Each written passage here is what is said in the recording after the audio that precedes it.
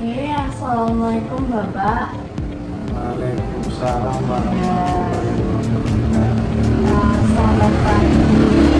Kami dari mahasiswa Poltekkes Komunitas Surakarta yang ingin melakukan penyuluhan atau memberikan informasi kepada Bapak tentang pencucian uang.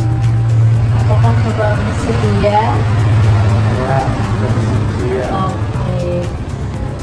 Sebelumnya izinkan kami untuk memperkenalkan diri terlebih dahulu ya Bapak. Oke, perkenalkan nama saya Nurbahagia Kusmawati.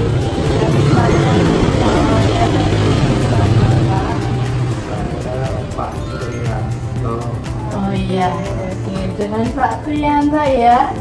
Jadi langsung kita mulai saja untuk penyuluhannya. Sebelumnya saya akan membagikan ini Pak, leafletnya. Terima kasih.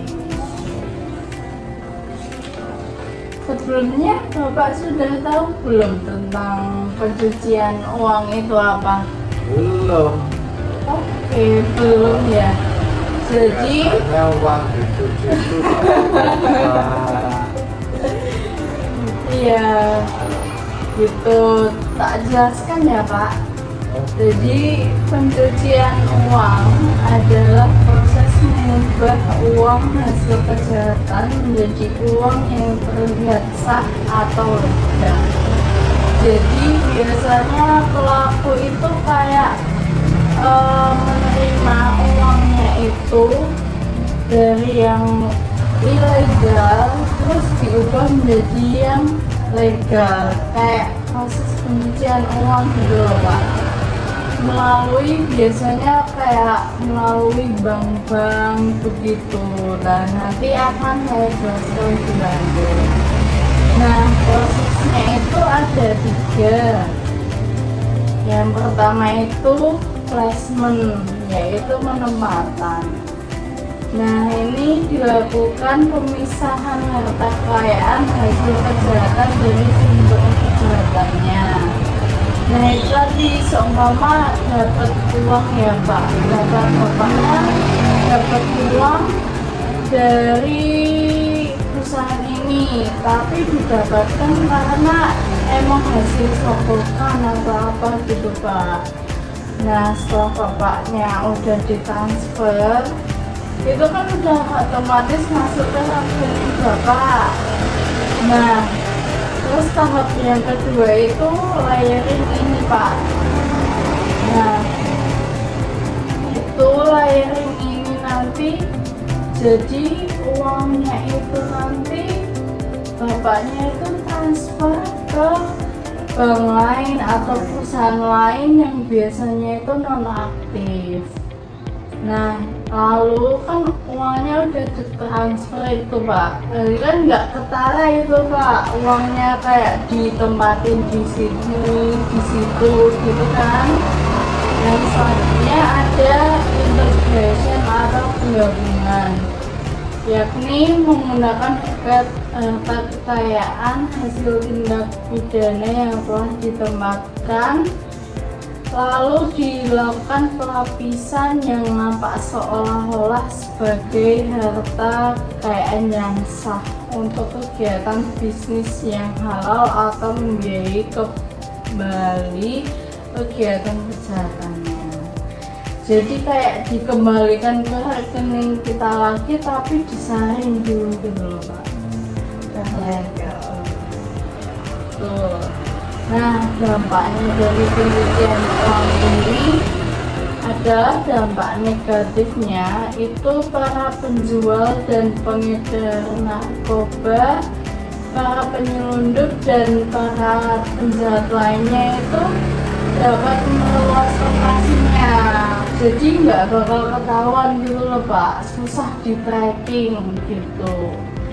Nah, dampak negatif yang kedua itu berpotensi kayak memiliki ada masalah keuangan di masyarakat sebagai akibat demikian besarnya jumlah uang tersebut gitu. Lalu yang ketiga adalah mengurangi pendapatan pemerintah dari pajak dan secara tidak langsung merugikan para pembayar pajak yang jujur. Jadi kayak ya hasil korupsi gitu loh Pak. Selanjutnya Pak, penumbuhan budaya kepatuhan terhadap hukum dan transparansi. Nah, yang pertama itu meningkatkan akuntabilitas. Jadi dengan pengungkapan informasi keuangan secara terbuka, pemerintah dapat dipertanggungjawabkan atas pengeluaran dan penggunaan dana publik. Nah, yang kedua itu meningkatkan partisipasi publik Pak, yaitu transparansi keuangan negara juga dapat mendorong partisipasi publik dalam proses pengambilan keputusan. Yang ketiga, mengurangi ketidakadilan transparansi keuangan negara. Nah, jadi dengan mengutarakan informasi keuangan yang jelas, pemerintah dapat mengidentifikasi dan mengatasi ketimpangan dalam distribusi kekayaan dan pendapatan. Nah, yang terakhir itu membangun kepercayaan Pak. Jadi jika kita mengungkapkan informasi kita secara terbuka, masyarakat bisa menjadi percaya kepada kita. Nah, selanjutnya meningkatkan kesadaran hukum dan peran masyarakat. Caranya bagaimana? Yang pertama, pemerintah memperkuat. Jadi, koordinasi antara lembaga penegak hukum termasuk PPATK, kepolisian, kejaksaan, dan pengadilan melalui pembentukan mekanisme kolaborasi yang lebih terintegrasi. Yang kedua, pemanfaat teknologi. Jadi dengan kecerdasan buatan harus menjadi prioritas untuk meningkatkan kemampuan deteksi dini terhadap transaksi mencurigakan. Nah, yang ketiga itu edukasi kepada masyarakat dan pelaku.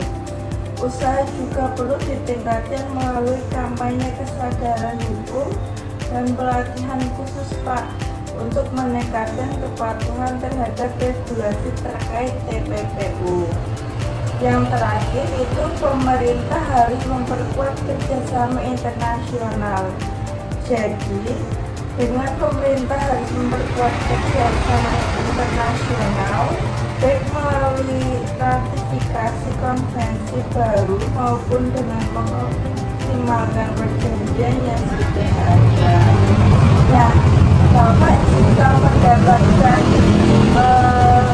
berita tentang pencucian uang, Bapak bisa melaporkan dan informasi nomor berdaerah dengan menghubungi 195_PPKLPIA.go.id atau melalui telepon 0195 atau melalui WhatsApp.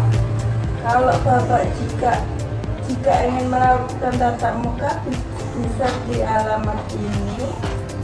Lalu dengan pengaduan masyarakat terkait dugaan bisa juga mengirimkan lewat email. Lalu tatap muka di Jalan Insinyur Haji Juanda. Begitu Bapak. Terima kasih atas kunjungannya, mudah-mudahan sukses selalu. Amin Bapak. Terima kasih banyak ya Bapak. Apakah ada yang ingin ditanyakan?